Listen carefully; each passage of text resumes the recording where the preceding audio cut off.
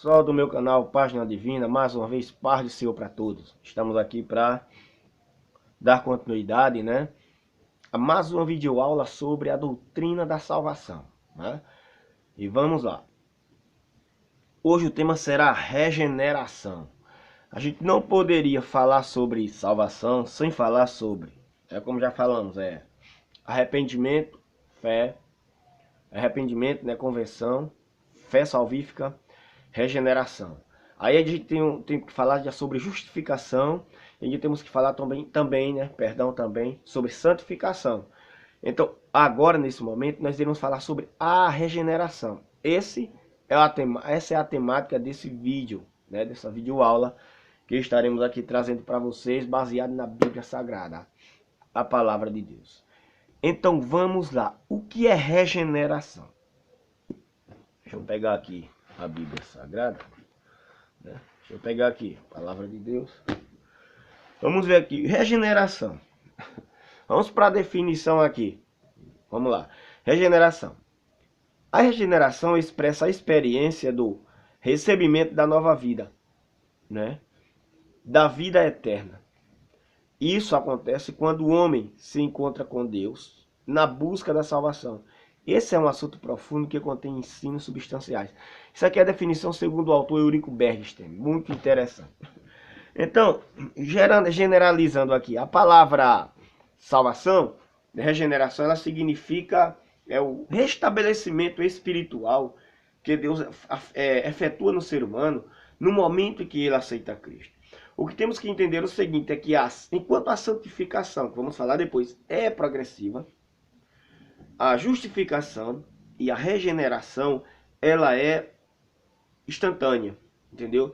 A regeneração ela é instantânea. Agora tem um detalhe. É instantânea, quer dizer que a pessoa dobrou o joelho, aceitou Jesus, já foi regenerado. Vai depender. Porque aí vai depender se a pessoa realmente aceitou Jesus de coração. Porque quando não aceita Jesus de coração, não é. É quando aceita Jesus realmente de coração, entendeu? Quando se converte de verdade ao Senhor. Então, instantaneamente, aquela pessoa convertida, ela tem a sua vida espiritual restaurada e restabelecida. Então, a regeneração é o restabelecimento espiritual que Deus efetua na vida do ser humano que aceita Ele de todo o coração. É bom deixar isso aqui bem claro e bem enfático. Vamos mais adiante. Vamos ver aqui o que diz as Escrituras Sagradas, Como acontece o novo nascimento? Você lembra, que eu sempre bati aqui muito no texto bíblico, lá em Romanos, no capítulo 17, 10, versículo 17 de Romanos. Você lembra que eu falei assim que lá 10:17 diz assim, ó, a fé vem pelo ouvir, e o ouvir a palavra de Deus. Você lembra disso? Então eu falei isso aqui. Quer dizer, tudo começa a partir da palavra, entendeu? A partir do ouvir a palavra de Deus, entendeu? É o que diz lá em Romanos, porque a fé vem pelo ouvir o que é a palavra de Deus. Então, se você observa ouvir o que baseado no contexto? Ouvir a respeito de Cristo. A gente até vai lá para Isaías, ó, quem deu crédito à nossa pregação? Parece até semelhante, né? Há um paralelismo aí, olha, a fé vem pelo ouvir a palavra de Deus. Agora, quem deu crédito à nossa pregação? A gente só dá crédito quando ouve. Então, um vai complementando ali o outro.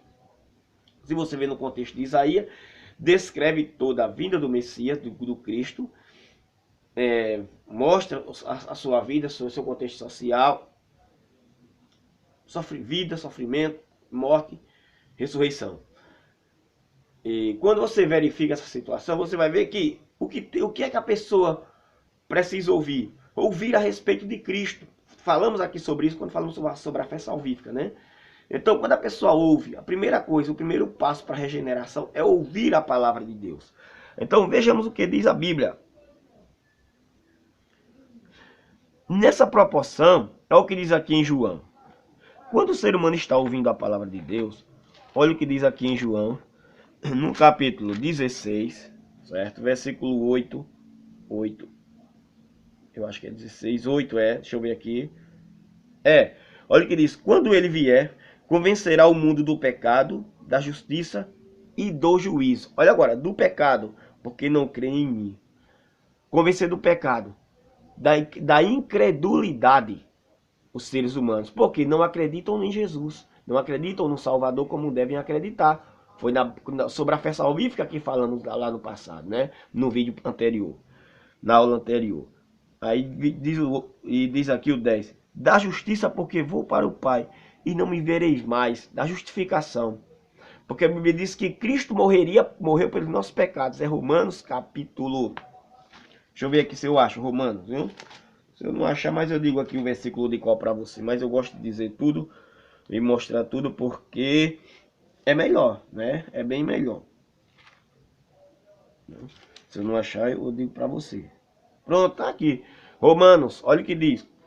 4:25. O qual foi entregue por nós por causa das nossas transgressões e ressuscitou por causa da nossa justificação. Quer dizer, ele morreu pelos nossos pecados, mas ele ressuscitou para a nossa justificação.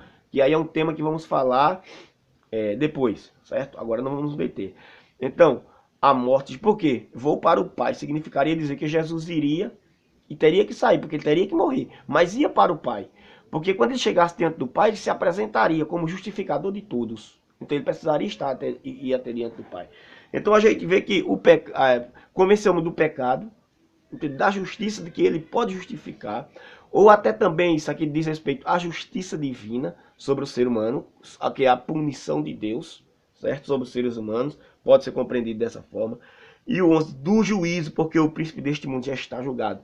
E também convenceu os homens de que Deus vai julgar todos aqueles que não aceitaram a Cristo. Então o Espírito Santo ele veio com essa...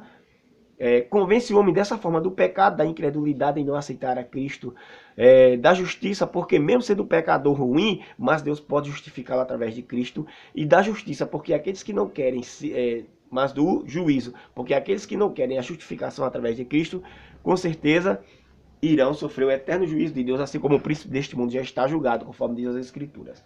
Então você observa aqui direitinho que o texto sagrado ele é muito preciso. Não vamos nos deter sobre justificação. Justificação é um tema para a próxima aula, videoaula. Então o que acontece?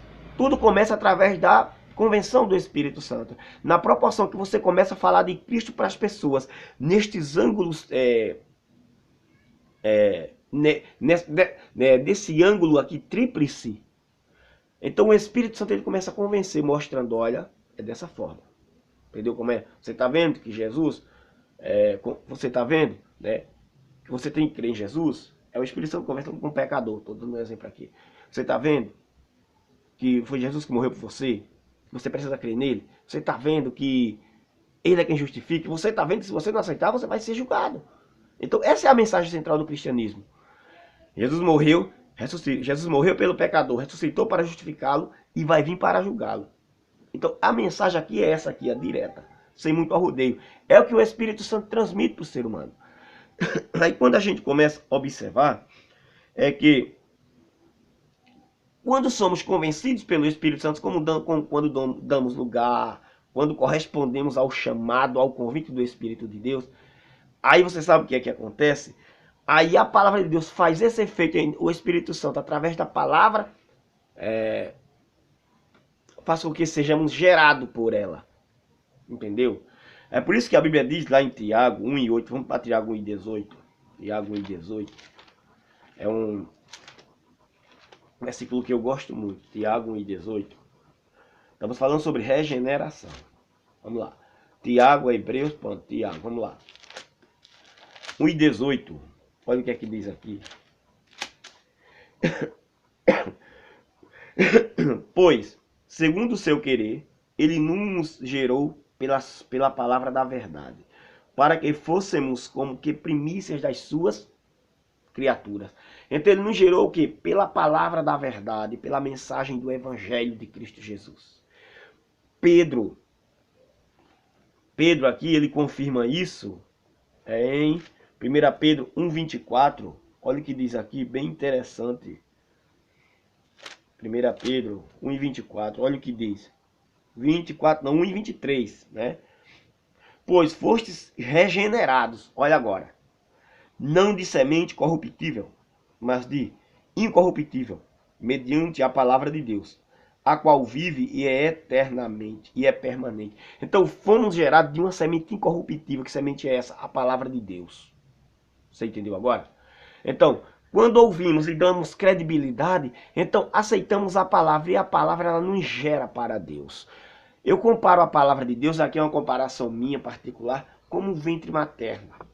Onde quando a pessoa está pregando, o ser humano está ouvindo e está sendo envolto. É um ventre materno. Onde quando a pessoa está ouvindo a palavra, é como que o ser humano está dentro daquele ventre da palavra de Deus. Ali está sendo convencido pelo Espírito Santo. O Espírito Santo começa a gerar fé no coração do indivíduo. O Espírito Santo começa a gerar tristeza pelo pecado. Aí quando ele corresponde àquilo que o Espírito Santo está falando, você sabe o que acontece? Aí agora a palavra de Deus, faça com que ele nasça de novo. Através da palavra ele é gerado, ele é novamente nascido. Ele nasce de novo. Então é mais ou menos assim que acontece. Entendeu como é, meu amado irmão e amigo da palavra de Deus? Então, precisamos compreender essas verdades, que elas são fundamentais. Quando isso acontece, a partir daí, né, é isso aqui que chamamos de novo nascimento. Como disse lá no capítulo 3, versículos 1 ao 8, né, de João, Jesus certamente foi ter com Nicodemos. Aliás, Nicodemos foi ter com Jesus, né? Foi Nicodemos que foi ter com Jesus. E ele chegando lá dentro de Cristo, sabe o que acontece? Aí ele chegou e disse: mestre, Rabi, bem sabemos que és mestre vindo da parte de Deus, porque ninguém pode fazer esses sinais que tu fazes se Deus não for com ele. Jesus olha para ele e diz: Nicodemos, em verdade eu te digo, aquele que não nascer de novo não pode ver o reino de Deus. Nicodemos não entende. Como posso eu nascer e voltar ao ventre materno e tornar a nascer outra vez? Jesus diz o seguinte, tem um detalhe. Aquele que não nascer da água e do Espírito não pode ver o reino de Deus. Ele também fica sem compreender. Sabe o que acontece? Então, nascer da água e do Espírito. Ali fala do novo nascimento da água ali. Alguém interpreta a passagem água ali com o batismo, né? Mas eu não interpreto dessa forma. Eu respeito quem interpreta diferente de mim. Eu entendo que a água ali ela é símbolo da palavra de Deus, porque a palavra água na Bíblia Sagrada ela tem ali um sentido flexível, maleável, onde pode significar várias situações. A água muitas vezes simboliza problema, Salmo 32:6, se não me faz memória. A água também simboliza o Espírito Santo. Além de simbolizar o Espírito Santo, a água também ela simboliza a própria palavra de Deus. A água simboliza a bênção na Bíblia Sagrada. Então ela tem um sentido flexível, maleável, onde ela sofre várias, vamos dizer aqui, definições, dependendo do contexto em que a palavra está inserida. Nesse caso aqui, por ela estar inserida, né, no contexto aqui da mensagem de Cristo a Nicodemos, eu entendo que essa palavra, água aqui, ela tem um sentido de palavra de Deus. Porque observe que Jesus lá no capítulo 15, versículo 3, né, de João: vós já estáis limpos pela palavra que vos tenho falado. Então a palavra limpa, ela tem um sentido de água, daquilo que purifica e daquilo que limpa. Então é isso que precisa ser entendido. Então a palavra aqui dá o sentido da água, aqui dá o sentido da palavra de Deus. Então é através da palavra que o ser humano nasce de novo. É isso aqui, meu querido, que eu quero apresentar para vocês. E do Espírito. Por quê? Porque é através do Espírito Santo que o ser humano passa por esse processo. É o Espírito Santo que trabalha no coração do homem, convencendo ele. Quando isso acontece, a palavra gera o indivíduo, antes pecador ruim, para Deus. Então, instantaneamente, quando aceita de coração, ele é justificado dos seus pecados. Aliás, ele é regenerado. E a sua vida espiritual é restabelecida por Deus. Entendeu?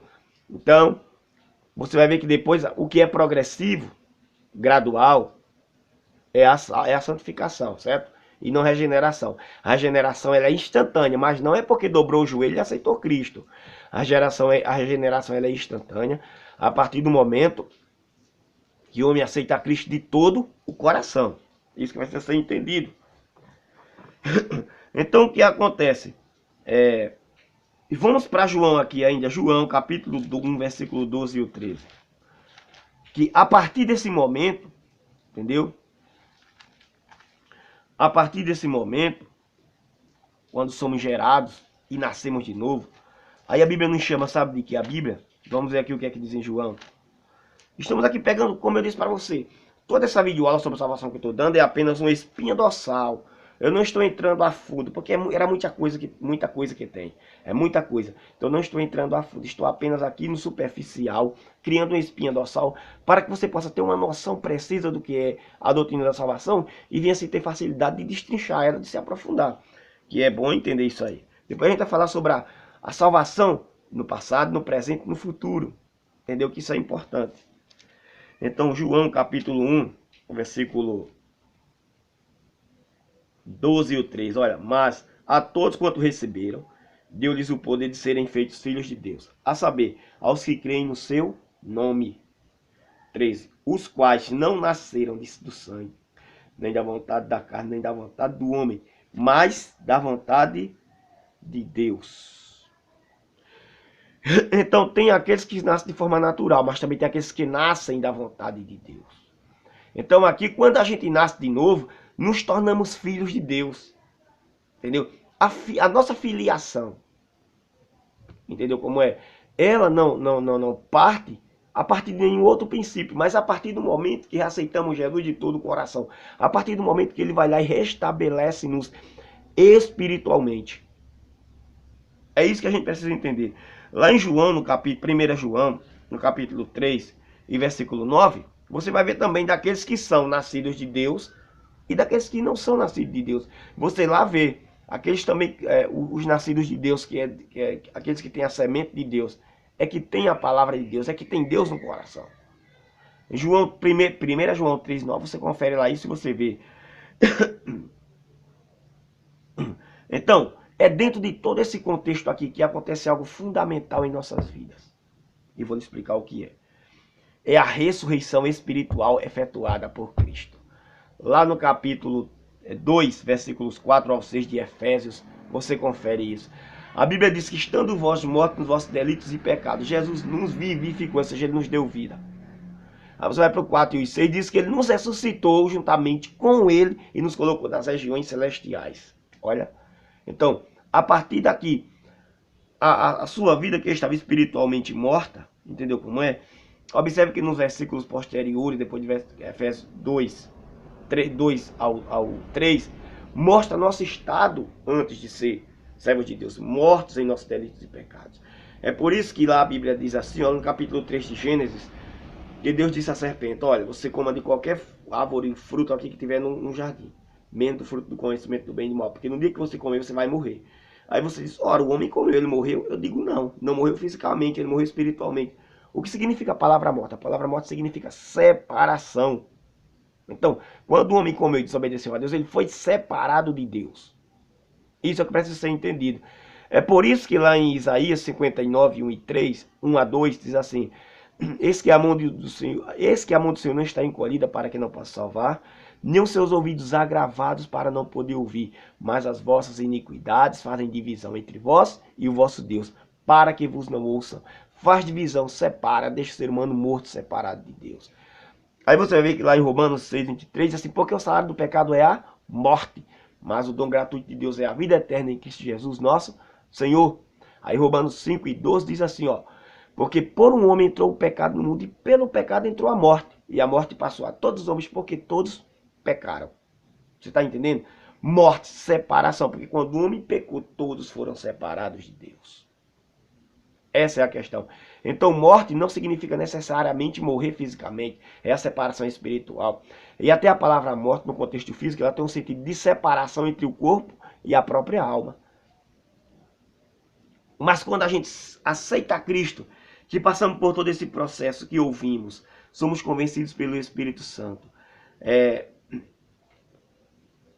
e somos gerados pela palavra de Deus e que nos tornamos filhos de Deus, então nesse momento aqui, ó, a gente é ressuscitado espiritualmente, ou seja, somos aproximados de Deus através do Espírito Santo e obtemos outra vez vida em Deus.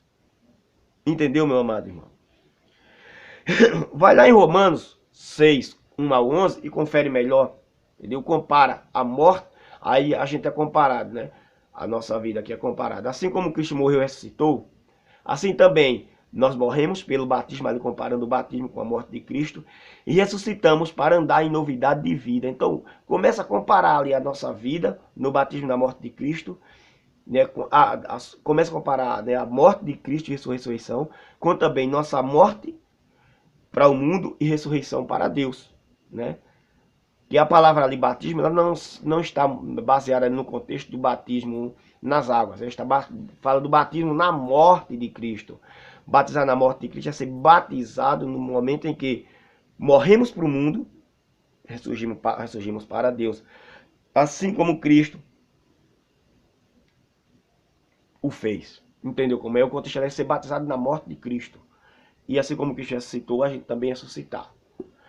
Então veja lá em Romanos 6, 1 a 11, que você vai perceber isso direitinho. Então é a partir também desse momento que ressuscitamos que podemos ser chamados de novas criaturas. Segundo Coríntios 5,17. Se alguém está em Cristo, nova criatura é. As coisas velhas já passaram, eis que tudo se fez novo. Entendeu? Outro ponto, vai lá para Gálatas 6:15. Que diante de Deus não importa nem a circuncisão e nem a incircuncisão. Nem a circuncisão e nem a incircuncisão importa diante de Deus. Mas sim o ser uma nova criatura. Quer dizer, fomos outra vez recriados por Deus. Deus estabeleceu nossa vida espiritual que tinha sido destruída e manchada pelo pecado. E, para finalizar, a partir daqui, abre-se a porta de comunhão entre Deus e o homem. Entre Deus e o homem. Romanos 8,16 diz que o nosso espírito, que o Espírito de Deus testifica com o nosso espírito de que somos filhos de Deus. Mostra uma comunhão, um relacionamento. Aquele que era separado não tinha. Agora a Bíblia diz que pelo sangue de Cristo, lá em Efésios 2, chegamos perto.